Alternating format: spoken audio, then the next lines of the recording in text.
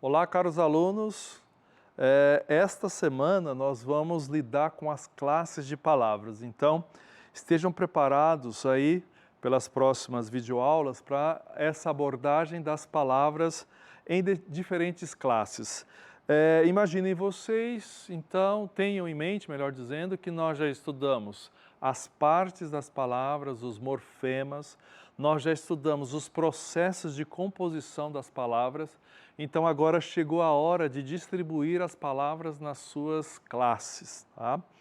E o que eu vou dizer aqui está muito rente, está, aliás, totalmente de acordo com o que é previsto na nossa bibliografia, num dos livros da bibliografia, particularmente, que é a Pequena Gramática do Português Brasileiro, do professor Ataliba de Castilho e da professora Wanda Elias. Então, por economia, eu citei apenas ao final, fiz a referência ao livro dele, mas os exemplos aqui foram retirados deste livro. Então, trata-se de uma parte bastante densa.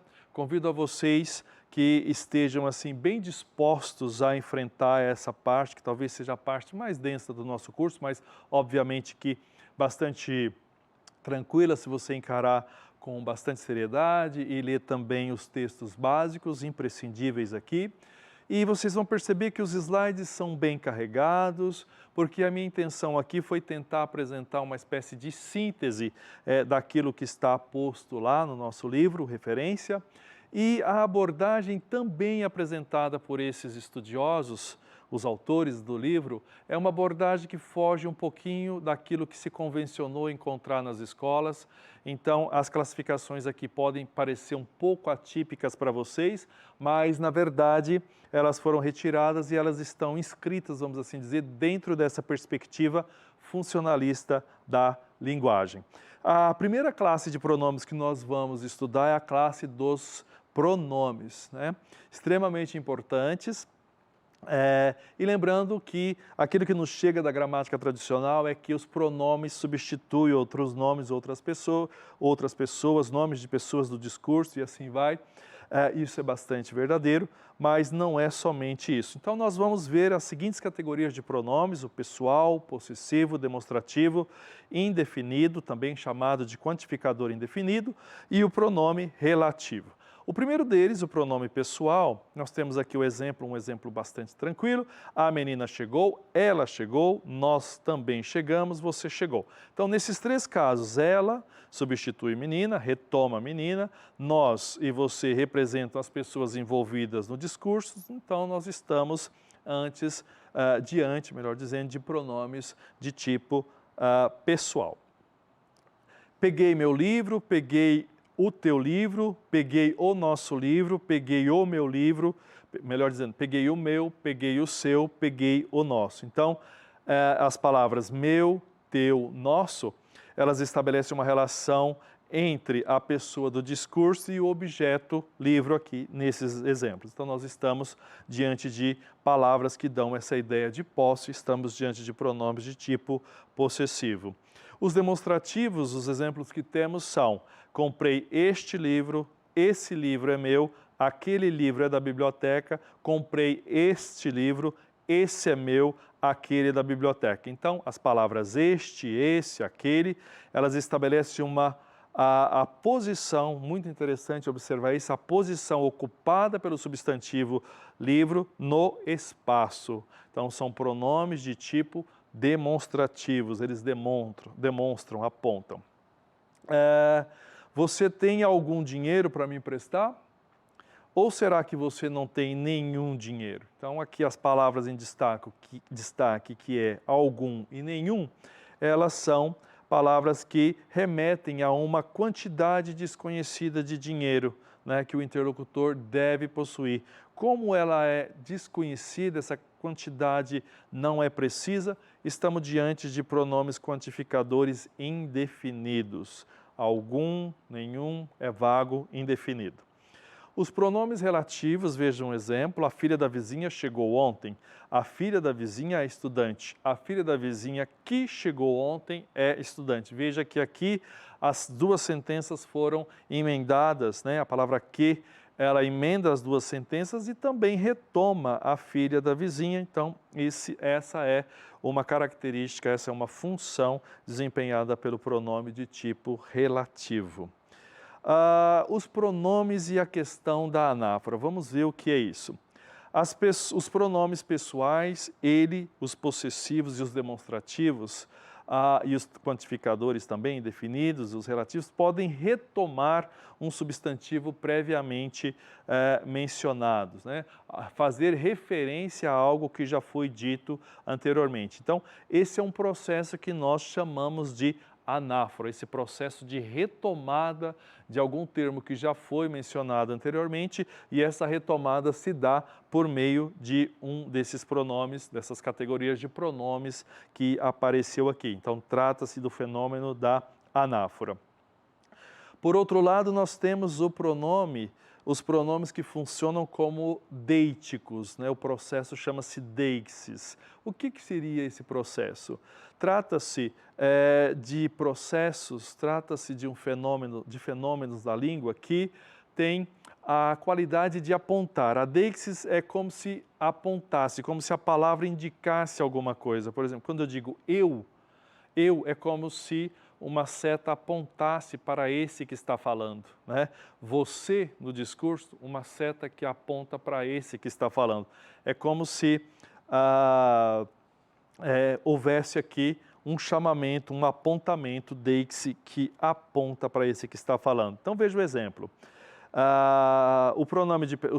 Os pronomes pessoais de primeira pessoa, então o caso aqui, eu, que é aquele que fala, e de segunda pessoa, você com quem eu falo, eles designam os participantes da conversação. Então, eles são deíticos. Na verdade, esses não retomam coisas que já foram ditas, mencionadas. Esses apontam, é como se estivesse indicando alguma coisa. Então, entre deixis e anáfora, é necessário que vocês percebam isso, características desempenhadas pelos pronomes. Mas não só, vamos assim dizer, pelos pronomes. Aqui, retomando uma forma de síntese, isso quer dizer que os pronomes que retomam outra palavra, ele tem o papel de anáfora, faz o papel de uma anáfora, e aqueles que localizam no espaço e no tempo os participantes do discurso são chamados pronomes de tipo deíticos, né? Importante dizer que os pronomes são anafóricos ou deíticos, isso é verdade, mas nem todas as expressões anafóricas ou deíticas integram a classe dos pronomes, ou seja, não são apenas os pronomes que desempenham essas funções de anáfora e de deíticos. Nós vamos perceber que outras classes de palavras também têm essa particularidade. Lembrando que quando nós falamos de pronomes, nós estamos falando de classes de palavras, ao passo que deixis, né, e anáfora, nós estamos lidando com questões relacionadas à semântica, ao sentido. Tá?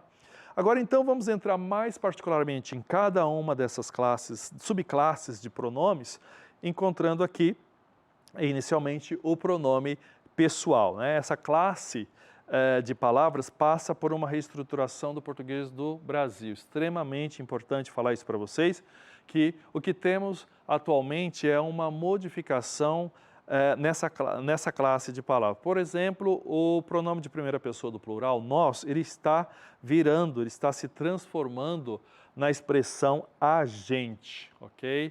É um processo que ainda está em curso, mas nós já percebemos uma recorrência muito grande de utilizações, né, deste pronome por aí. Outro caso bastante interessante também que tem havido é o pronome tu está perdendo lugar, cedendo lugar para o pronome você. Tá? Eu alerto que a língua é viva, a língua está em constante transformação e que muitas vezes a gente percebe esses fenômenos, mas não conseguimos fazer grandes alterações no curso da língua.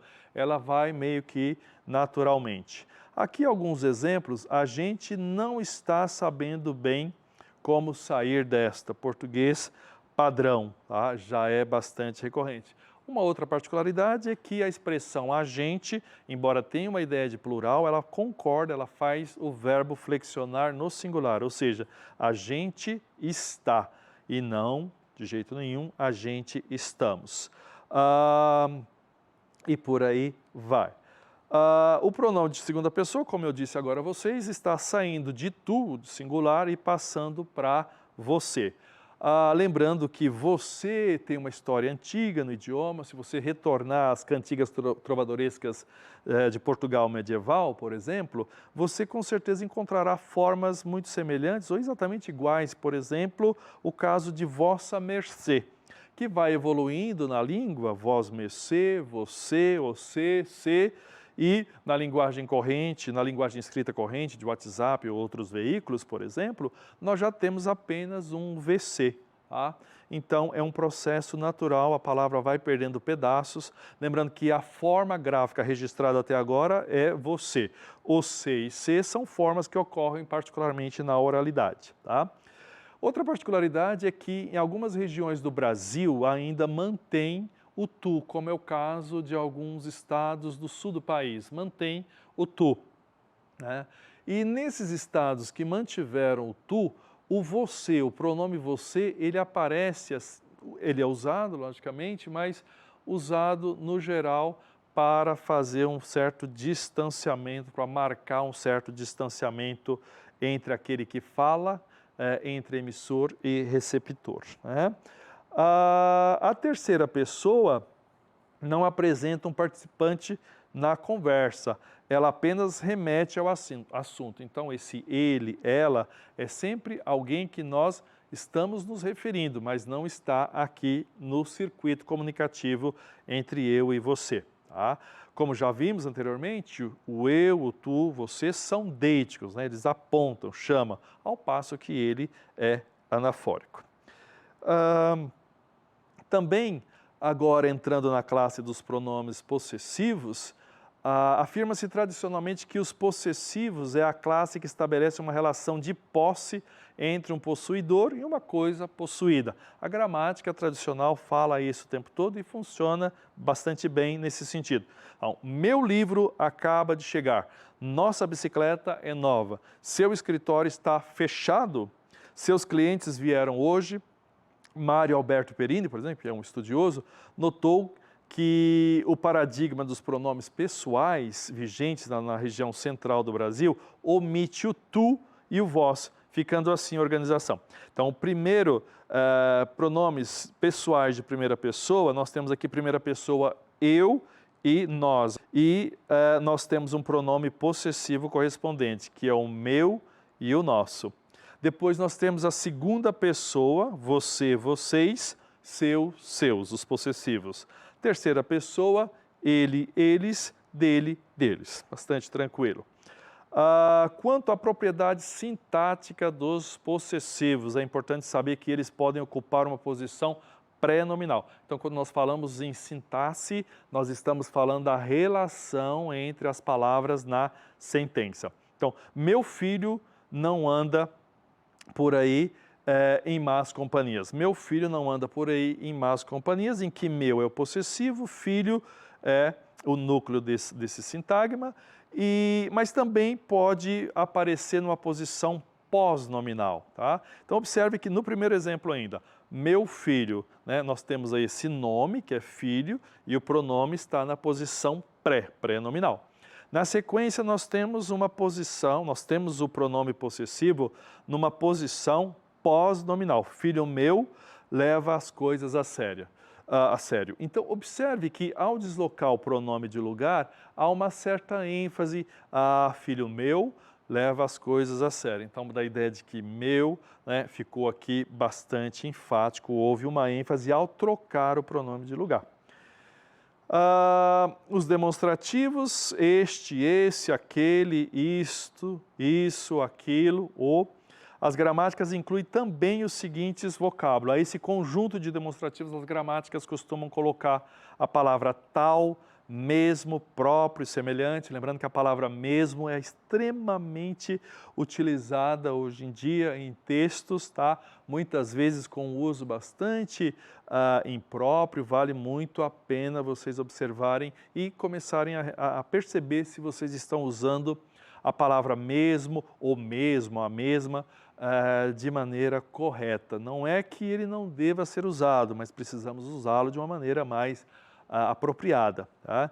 Normalmente vem antes do substantivo. Então, esses pronomes, no geral, vêm antes do substantivo, é uma particularidade. E quanto ao sentido, né, em semântica, nós estamos falando, seus traços deíticos apontam para algo, sempre, mas são sempre notados pelas gramáticas. Né? Então, a gramática sempre aponta essa particularidade dos deíticos. Esses pronomes demonstrativos, eles estão apontando este, esse, aquele, aquela, e assim vai. Então, essa é justamente a ideia da deítice, o fato de apontar. E esses pronomes têm um papel importantíssimo nesse âmbito. A função mais forte dos demonstrativos ocorre na retomada de referentes, isso é super interessante. O brasileiro, esse desconhecido. A palavra esse remonta, retoma brasileiro. Este desconhecido, o brasileiro. Então veja, entre esse e esse retomou e este antecipou um termo que viria ainda a ser anunciado. Então, no primeiro caso, anafórico, como já vimos, retoma, aponta para trás, ao passo que este antecipa algo que será dito, uso catafórico.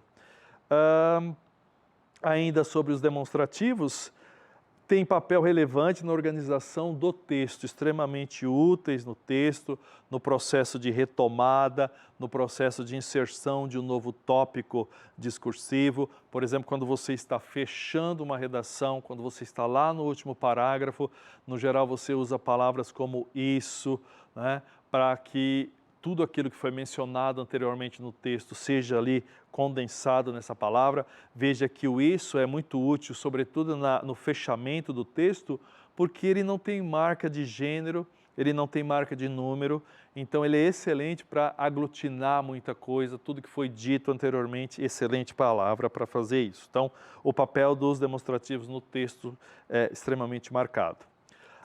O indefinido, as quantidades indefinidas podem vir antes do substantivo, por exemplo, muita gente, podem substituir um substantivo como algo, algum, alguém, ninguém, tudo, são formas indefinidas que a gente não sabe exatamente do que se trata, da quantidade, de quem, alguém, algo que gera uma dúvida, então indefinido. Então, por indefinido, entenda-se desde um número indeterminado, que a gente não sabe, de objetos contáveis, como muitos dias, não sei quantos dias, é impreciso, como também algo mais preciso, como em caso, aliás, algo até menos, algo não contável, como é o caso de muita água. Quanto à sintaxe, é importante saber que a posição dos quantificadores pode ser variável, né? Então veja aqui o exemplo.